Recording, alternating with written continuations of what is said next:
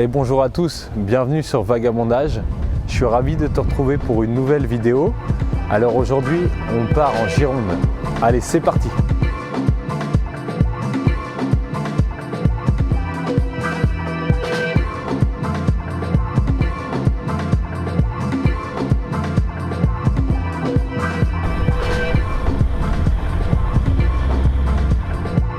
Et voilà, on est bien arrivé au domaine à Saint-Sié-sur-Gironde, au château Augrelot. Donc on prend beaucoup de soin à cette vigne pour que les raisins soient bien étalés, pour également que le soleil soit en contact vraiment sur ces raisins-là et que la maturité soit aboutie lorsqu'on souhaite la récolter. Alors on est ici dans la salle des barriques, dans le chai à barriques, c'est ici que sont vinifiés tous nos vins.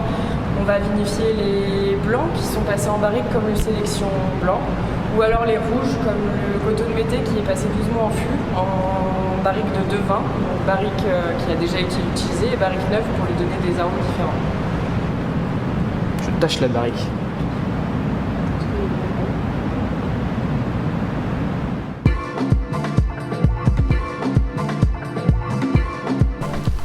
On voit bien le côté graveleux. Donc on est alors là on voit bien, alors là c'est pas la meilleure vue, mais on domine vraiment l'estuaire de la Gironde et on a cette croupe en fait graveleuse qui était lors de la formation des sols.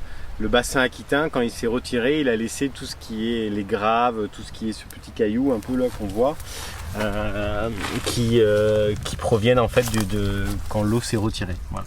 Et donc ça c'est resté. Et ce sol contient voilà, ce côté graveleux, un peu limoneux, et qui est très bénéfique en fait surtout pour les rouges. Pourquoi? Parce qu'on a besoin de sols un peu plus chauds, un peu plus solaires. Et ce sol-là convient très bien au merlot. Voilà. Donc là, on a une vieille vigne de merlot qui a plus de 50 ans. Donc une parcelle qui se plaît bien à produire des raisins avec des petites baies. Et comme on le disait tout à l'heure, plus les baies sont petites, meilleur c'est, parce qu'il y a une surface de peau de raisin qui est plus importante, moins de jus, et donc forcément des vins qui seront au final plus concentrés, un peu plus riches et plus aromatiques aussi. Voilà. Donc là actuellement l'opération qui est faite c'est l'effeuillage, c'est-à-dire qu'on va venir, et par exemple je le fais, on va enlever les feuilles à hauteur des raisins. Et comme je disais tout à l'heure, l'idée c'est que le raisin voit bien le soleil.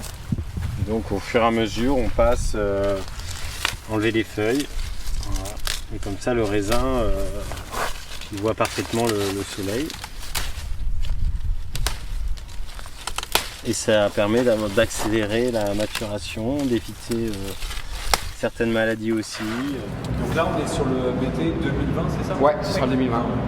Bon, après, c'est pas l'assemblage complet, hein. Il y a toujours des lots de barriques à choisir. D'accord. Vraiment, on aura une grosse puissance aromatique. Ouais, c'est très joli.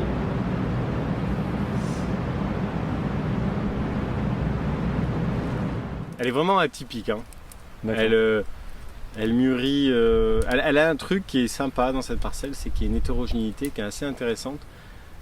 Alors, hétérogénéité, c'est jamais très intéressant, mais celle-ci a un côté intéressant, c'est qu'à la fois il y a des raisins mûrs et à la fois il y a de la fraîcheur. Ouais.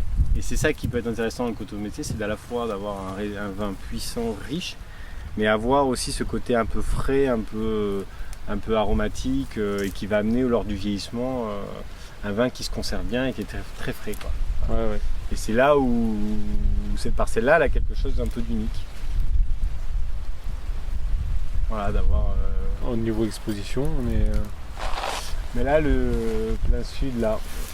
Plein sud? Là, on est plein sud, là. D'accord. Le soleil va se coucher là-bas. Donc il tourne, bien comme ça là. Donc ça, c'est Belle de Blaye. Alors Belle de Blaye, en ouais. fait, on est 100% Sauvignon. D'accord. Et en fait, c'est un blanc que l'on fait, que l'on passe notamment sur des cuves béton, et donc avoir un élevage vraiment sur la fraîcheur, sur également la minéralité, Ouais. issu de vignes sur des sols argileux. D'accord. Et en fait l'histoire c'est ma soeur et mon beau-frère qui ont fait cette cuvée à l'origine. Et donc je lis ce qu'il y a derrière. Par un beau matin, entra un beau médocain, donc il est originaire du Médoc. Ouais. La belle toute troublée lui assembla ses blancs barriqués. C'est ainsi qu'elle est née cette cuvée. Voilà. Donc en fait, c'est dû à leur rencontre, ils ont créé cette cuvée issue de Sauvignon blanc. D'accord. Donc c'est un peu l'origine de la cuvée. Et on a l'estuaire qui est bien représenté. Et donc Ici, deux rives qui sont la rive gauche du Médoc et la rive droite Côte de Blaye. D'accord. Donc c'est de là où c'est Côte de Blaye. Plutôt à boire en apéritif ou sur des fruits de mer. Voilà. Quelque chose de poisson également. Une jolie robe, hein, une belle intensité. Oui, c'est assez... On est sur quel millésime là 2000. Celui-ci, c'est-à-dire de bêtises, 2019. L'élevage, tu m'as dit, c'est en. Alors il y a cuve ciment et il y a aussi une partie en barrique. Parce qu'on a pas trop le côté pâle du Sauvignon, on a un peu de. Ah non, on a plutôt le côté Doré, ouais. plutôt très mûr Très mûr. et légèrement un peu oxydatif. Putain, le nez là. J'ai un nez qui se rapproche du chenin. Je trouve que j'ai un peu Ouais. le nez du côté du lion. Ouais, Au des départ. nez très mielleux, Ouais, fruits un peu confits. mielleux, fruits confits, ouais, abricotés. Ouais, c'est impressionnant. Ouais.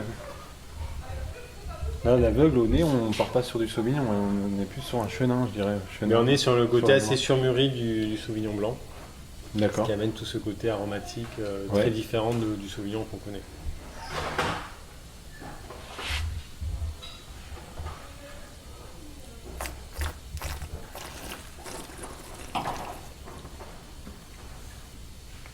Et en bouche, c'est assez gras, Ah, ouais, ouais. assez rond. Ça, c'est très bon sur des noix de Saint-Jacques, des croustillants de gambas, tous ces mets-là. On a un petit peu, ouais, un petit côté moelleux, légèrement un peu de sucrosité aussi. Un petit peu de sucrosité dû à l'élevage, dû à tout ce gourmand un peu qui arrive, ouais, qui est assez Ouais, sympa. ouais, c'est super bon. Belle rondeur. Oui, croustillant de gambas, ouais, ouais. Graveleux d'une part sur les coteaux Ouais. et limoneux. Et après, sur ici, ces terres-là, on appelle le doussin. Le doussin, c'est une variété d'argile en fait, qui est assez présente, donc plutôt limoneux, argileux. Voilà. D'accord. Donc ça, c'est les deux grands terroirs que l'on a, qui sont plutôt bien exposés parce qu'on est sur les coteaux, donc flancs de coteaux, donc plutôt sur des coteaux assez propices à une belle exposition, un bel ensoleillement. D'accord. Voilà, ici on est sur la parcelle des Pins Francs. Un grand merci au château Augrelot pour leur accueil. Je t'invite à commenter et partager la vidéo. Tu peux t'abonner à la chaîne Vagabondage Dégustation afin de rien louper aux prochains épisodes. Et je te dis à bientôt pour une nouvelle découverte. Allez, ciao!